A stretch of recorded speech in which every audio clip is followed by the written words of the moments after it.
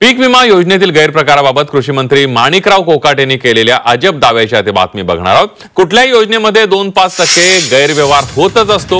गैरप्रकार झाला म्हणून कुठलीही योजना बंद करणं संयुक्तिक नसल्याचं कृषी मंत्री माणिकराव कोकाटे यांनी म्हटलंय। तर कृषी मंत्री माणिकराव कोकाटेंच्या दाव्याचा जितेंद्र आव्हाडांनी चांगला समाचार घेतलाय। कृषी मंत्री भ्रष्टाचाराला राजमान्यता देत असल्याचा टोला आव्हाड यांनी लगावलाय। तसंच तुमचं बजेट किती आहे ते बघा आणि 4% बाजूला काढा, त्यात एका खात्याचं बजेट निघेल असंही जितेंद्र आव्हाड यांनी म्हटलेलं आहे। कुठल्याही योजनेमध्ये 2-5% गैरप्रकार तर होतच असतात आणि दुसरी गोष्ट योजनेमध्ये गैरप्रकार होतो म्हणजे योजना बंद केली पाहिजे किंवा योजना बंद करावी या विचाराचा मी नाही आहे। योजनेमध्ये आणखी पारदर्शकपणा अपडेट कसं करता येईल तो या ठिकाणी सरकारचा प्रयत्न राहणार आहे। आताचे कृषी मंत्री म्हणतात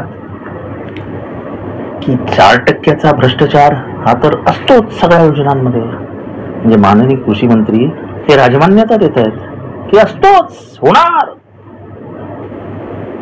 एवढा असा उघडपणाने भ्रष्टाचाराला पाठिंबा देणारे आणि महाराष्ट्रातले पहिले मंत्री। होणार भ्रष्टाचार, 4% मान्य आहे। तुमचं बजेट किती आहे बघा, त्यांचे 4% बाजूला करा, एका खात्याचं बजेट निघेल त्याच्यात।